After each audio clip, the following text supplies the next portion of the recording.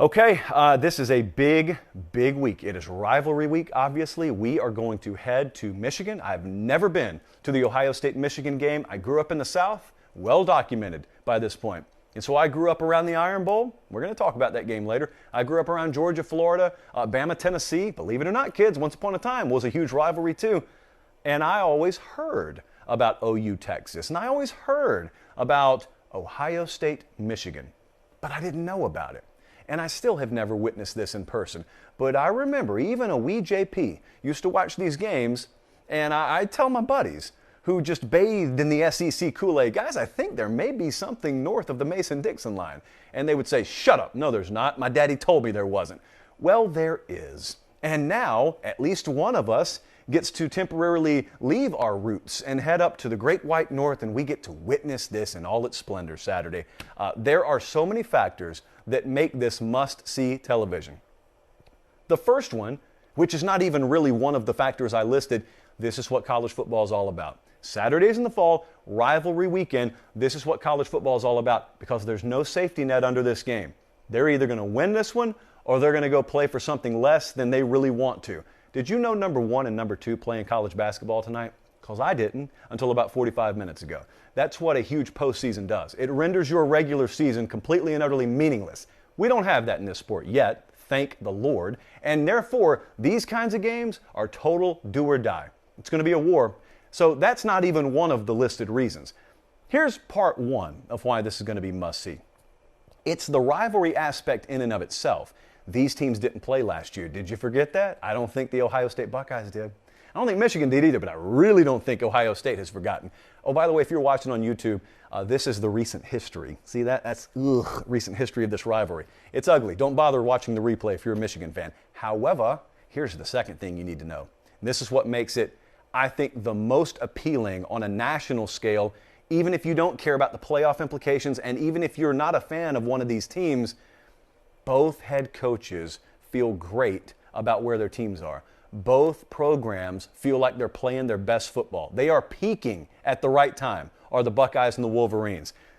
Fantastic theater, even if you don't love the sporting aspect, if you just love the storyline aspect, it's going to be great. I got a question for you. How would you attack Michigan if you were Ryan Day? You're looking at what you have, a plethora of offensive weapons. If you're Ohio State, if you're Ryan Day, how would you attack Michigan? You really got two options here. You can either go for the throat immediately, and you can attack them over the top, and you can look out wide and see all of that offensive weaponry and say, they cannot match it. They don't have our athleticism. They don't have our speed. And I'm not saying you're going to be right. I'm saying you probably think this if you're Ohio State.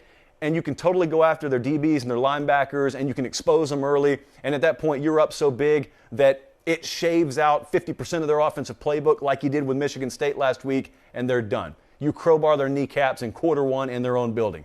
You could choose to go about it that way. You also know there's another option here. And the other option is you can trust your offensive line, and you can trust that offensive backfield of yours, and you can run right at those big edge rushers from Michigan, and you can make them earn the right to rush the passer. Michigan is counting on being able to affect C.J. Stroud. A combination of weather, low 30s, a combination of crowd, obviously 112,000 people there Saturday, and a combination of an effective pass rush. They are hoping to get home and rattle that first-year starter on the road. It's a pretty darn good bet that you can do it, unless you run the ball right at them on first downs and it's constantly second and fourth, third and one. At that point, the pass rush really does not have the kind of impact on this game that you hope it does. How would you go about it? What would be your approach early on?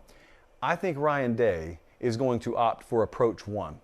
I think they are so revved up for this thing. I think they trust their recruiting and development so much. I think they believe at Ohio State they still have a significant athletic advantage and speed advantage over Michigan.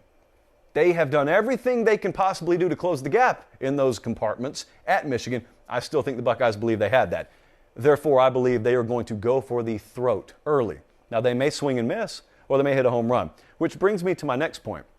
Second shout out of the show for our buddies at College Football Nerds. Sometimes I'll go watch their preview videos before I do our preview. It is, I promise you this, it is the only other entity out there. Otherwise, I shut myself off to the world. But I will go watch their preview videos Number one, because they put them out like Saturday, 5 minutes after the game ends. And number two, they have their own proprietary model as well. I'm always curious about what their model is saying. Their model looks very similar to ours. In fact, ours is a little bit closer in this game than theirs is, even this week. But I thought they made a very good point, and I would encourage you, go watch their Ohio State-Michigan preview video. Those guys encouraged me to get into this space. I probably wouldn't be here if it weren't for them saying that and continuing to nudge me. So there's always an appreciation there. But they made a really good point about the Michigan State game last week and how Ohio State went about things early, and I think it directly applies to this game. And essentially what it was Ohio State got up on Michigan State so quickly and so early with that 14-0 lead that it made Michigan State abandon the most effective parts of their offensive game plan, i.e. Kenneth Walker, who ended up running the ball less than 10 times, I think, the whole game. And at that point, you obviously have no shot, and what was already a big early lead turns into a complete blowout by halftime, and it was because you took what was already a good start and you rendered them totally ineffective and helpless, and therefore they had no shot, and you got huge margin early. Well, obviously, it stands to reason, Ohio State looks at that and says, if that worked against Michigan State, it should work against Michigan, right? Like, they want to do some of the same things. Why don't we just go get ourselves a 3-touchdown lead early against Michigan? Why don't more teams try and score early? It's an interesting concept there. Obviously, Michigan cannot allow this to happen. And so Josh Gaddis, the offensive coordinator there for Michigan, there's a formula for Michigan to win this game. The line's not 27. It is 7 or 8, depending on where you're looking. He's got to trust his plan. You don't look at this particular game. I know it's different, but you don't look at it and do things totally different than what got you here. You're here because you're a really good team. You're in this position as a single-digit underdog against Ohio State for a reason. You got to trust your approach, and you got to let your players play. And you got to let Cade McNamara throw the ball, and you got to mix run and pass on early downs. But also, you have got to, on the other side of that ball, you got to hit C.J. Stroud, because you cannot have that crowd become a factor. You cannot have the weather become a factor unless you affect him early. This is what Michigan State certainly was not able to do last week, and also Michigan State was not able to stop the fast start on the other side. You cannot be letting them get up on you early. You cannot let them do what you did to Michigan State if you're Michigan. You can't have 30-14 Ohio State. They're not coming back from that. But what I think they can do is I think they can look and they can say, for all the talk about us not facing an elite passing attack, how many of them have Ohio State faced where is the important point here, where there was offensive balance that was able to be maintained? How many good passing attacks have they faced where they did not render half of the opponent's offense pretty irrelevant? Now, that's a credit to Ohio State. But you're sitting there thinking that you're better than all the teams they played. If you get them in that situation where it's one possession either way, and you got a good mixture of run-pass balance, you can make some plays against their secondary too, is my point. A lot of folks are going to talk about what Ohio State's going to do to your secondary. I guarantee you Michigan's looking at this and saying, there's plays to be made against some of those safety spots. It's not that long ago that we were watching Nebraska, in Ohio State go on the road against Nebraska, and we were watching Purdue make a play or two. So those are some things that watching Ohio State last week makes it hard to believe could happen, but it could happen. But I'll tell you the factor that I think is going to make this a close game, and that is our freeze point metaphor that we have not used that much this year, but I've been using it the last couple of weeks. Had to dust it off because there hasn't been an elite team out there offensively this year until Ohio State has come on as of late where we needed to use it. The freeze point was not met last week. These games are so dangerous. When you have a blowout, especially late in the year, when you have a blowout like we watched in person last week, Ohio State over Michigan State, it can dramatically skew your perception of reality. And it makes it impossible for your simple mind or my simple mind to fathom that anyone could beat that team or hang with that team that I just saw put 49-0 on the board by halftime. And that's not how football works. Here is what the freeze point essentially is. 32.4 degrees Fahrenheit, that's the freeze point. If you are not below it, it doesn't matter what the temperature is. It could be 34, it could be 74. And it's the same way defensively, or just team-wise. If you are not a certain caliber, Ohio State will just do the same thing to you. You could be the 38th best team in the country. I could be the 108th best team in the country. They would just blow both of us out. We would look no different because neither of us meet the freeze point. Michigan does meet the freeze point. The question, as I said earlier in the week, is how much below freezing are they? Are they just right at 32.4? Are they 25 degrees? You know, obviously that has to do a lot with how quick you can freeze something, how hard you can freeze something. Well, with Michigan, you know, how well you can rush the passer, how much effect you can have on C.J. Stroud, how much you impact him physically early in the game, how much that crowd's able to stay in it, and how well your secondary plays guys off the line and hangs with them and contests balls.